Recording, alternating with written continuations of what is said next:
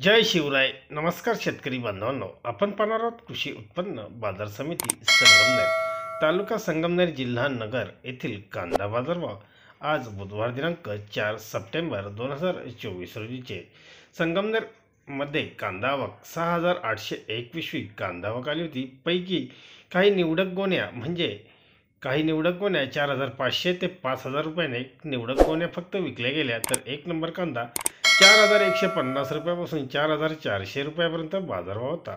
दोन नंबरचे कांदे 3,500 ते 4,000 रुपयापर्यंत विक्री झाली. तर तीन नंबरच्या कांद्यांना 2,900 ते 3,300 रुपयापर्यंत बाजारभाव पाहायला मिळाले. चार नंबरचे कांदे 2,000 ते 2,500 रुपयापर्यंत विक्री झाली.